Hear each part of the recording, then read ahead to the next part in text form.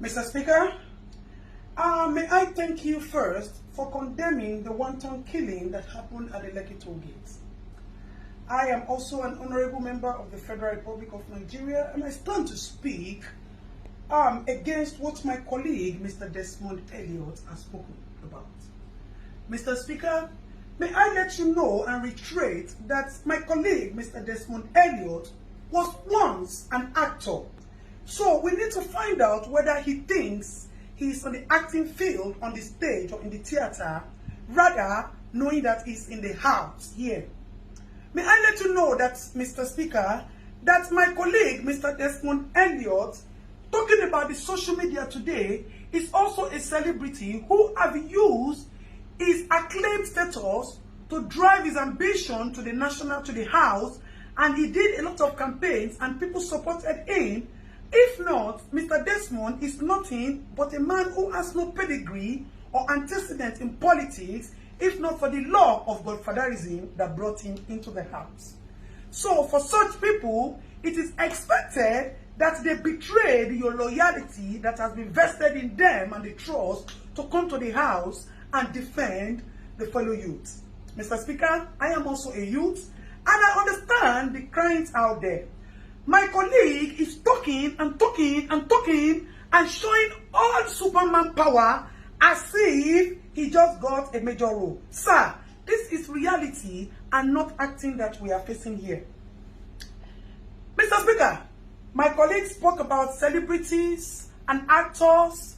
May I let you know that these people or this social media that my colleague is talking about is the new judiciary system of the Federal Republic of Nigeria. This is where matters are being deliberated and attention is being gotten to our little problem, since the local government as an angle of the government is not functioning and has not been functioning. So an average Nigerian citizen do not have access to reach his leaders to express his problems and get immediate attention. Mr. Speaker, like my colleague said, in the next 5 years, if we continue to look at Nigeria, there will be no Nigeria today, because you politicians would have looted all the funds in the system, and the children will have nothing. And we will not wait until the next 5 years for us to speak out. That is why we are running the era of Sorosoke. We are no longer keeping quiet for you unscrupulous, men without integrity, unidentified, physically identified looters. May I put my words clearly, Mr. Speaker? Because our politicians have turned to broad daylight looters. They have turned to broad daylight robbers. They have turned to broad daylight liars who have no integrity, like my fellow colleague, Mr. Desmond Elliott. And I am suggesting that we look for the nearest psychiatric hospital to check my colleague in for immediate attention, as we do not intend to lose him to some of the people who have died in the Lekki toll massacre. Let me thank you for your intervention. Mr. Speaker, may I also plead with you that the issue of the Oba of Lagos is so alarming and shameful to us as youth.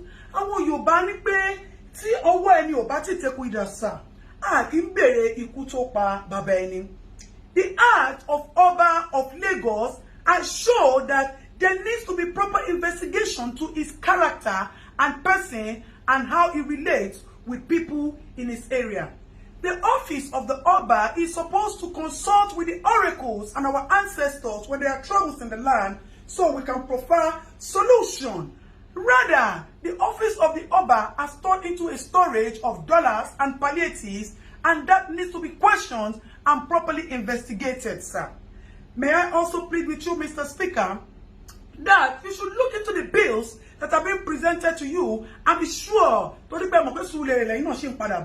that you are defending and supporting the interests of the youth.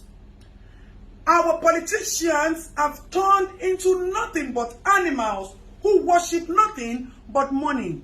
May I also bring to your notice, Mr. Speaker, that there is a fellow member of the government as well who who kept some palliatives in his house and decided to share it on his birthday. My people will say, Olori Buruku Nyewasa, with all due permission and respect, Ashiere Ole, and then one. It is nothing but an action of greed. Mr. Speaker, my fellow colleague is addressing we youths as common children. Desmond Elliott, we the youth that we as is talking about are the people like us who say we die here or Nigeria gets better. Because we want a good Nigeria and a new Nigeria for our children. May I also let you know, Mr. Speaker, that our interrupted process at the Lekki Gate is supposed to be a kitchen garden where we wanted to cook soup for our future generation to eat. We just put the firewood on the fire and the pot. We have not put the pepper, we have not put the beef, the seasoning, and the onions and the oil to taste so that we can build a new Nigeria for our children. And our children will be the ones to eat the soup. We are not greedy, Mr. Speaker. We are just a generation who does not take nonsense. And we are just a generation who wants a new Nigeria. Nigeria has been pregnant for years of corruption, of years of inhumanity, of years of insane leaders, of years of lies and deceit, of years of looting and bad governance, bad road, bad hospital, bad police system. And we thought that if we conduct a cesarean section for this pregnancy, we'll be able to bring out all these and give birth to a new Nigeria. Mr. Speaker, before I go, I would request a 1-minute interaction with my colleague so that he will know that we are all here to protect the interests of the citizens of the Federal Republic of Nigeria. Desmond, you already know correct. If nobody say that they do you for a dream, they talk about social media for you. You think say we no go here. You think say some people where they know you no go still content or say you go the jambula mouth for house. Be careful, make you not begin to see people like us for your dream. Make you dey very, very careful. Meanwhile, me and you will go sit down for Suliri. Make I face, make I tell you, not the way if you do me. But Gabi Amila, Oga, na my babo come. So you know go there, anything will happen to me. You see, say confidence me pokon. Mr. Speaker, thank you very much, sir, for your little 1-minute time. Mr. Speaker, before I go, I would want to plead with you not to sign, to use your good office, not to sign any bill that is against the interest and the benefit of the public.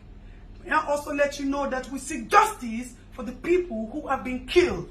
Mr. Speaker, I know that your office still has some powers to do some things because as it is, our governor too looks like he's not okay.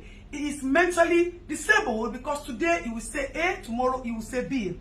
And as my fellow colleague who is not here today said, Papa, he said they have removed the engine, they put B2 tomorrow, and they put DAF next tomorrow. So the engine of our federal governor is not properly okay and also needs to be checked so that we can know the truth of who ordered the massacre killing, why he ordered the massacre killing in Lekki, as there was no iota of crime recorded in the case of Lekki. Mr. Speaker, with all due loyalty and respect, I would appreciate if quick intervention is quickly given to our governor, Governor Sanwo-Olu, as that man is not okay. And we can advise him that he should step down since he has admitted that he committed the mistake and the blunder. Mr. Speaker, thank you very much for giving me the audience. We appreciate your office and we pray that you distinguish yourself from all of that, even though you also have your own past antecedents, which you have been forgiven because of the love of the little that you have been doing in the recent times to us. You have come to realize that government is for benefiting the people. And if you retire yourself, na Surulere they come. So if you don't do well, you wait till your eyes see for Surulere afterward. Last. Mr. Speaker, may I please appeal with you to help me tell my fellow colleague, Mr. Desmond Elliott, that all those washing basins he put in Lekki and he's using it for us to wash our hands due to COVID, he should come and pack it. If that is what he has done, that is making him to be jambula talking, jambula mouth, rough handing his mouth, he should come and take it because as it is, we are suspecting that there is no COVID. The government only used COVID to cash out on us. That is why they have not shared. Mr. Speaker, may I also plead with you that you should use your honorable office to help us bring to justice. I need to ask this question, Mr. Speaker. I put it forward to you, sir. Who is supposed to be prosecuted? The people who kept the palliative without sharing it to the rightful owners, or the people who looted the palliative warehouses and took food that are supposed to be your fundamental human rights, sir. You see, when we say that there's injustice in the land, that is why we will not stop at using the social media to push for all the attention, all the justice that we need to get. Mr. Speaker, thank you for the time out. May I further reiterate that Mr. Desmond Elliott, according to Davido, one of the youth, has said that all the memories, the fake memories of acting that you brought to us, we have forgotten about it and you have been jeopardized with this single act of yours. So if you would tell Mr. Desmond Elliott to please check himself into the nearest psychiatric hospital, it will be very good, sir. I remain your Honorable Dayton, who stands for nothing but justice for the common man, as I am a common man and a citizen of the Federal Republic of Nigeria. So help me God, sir.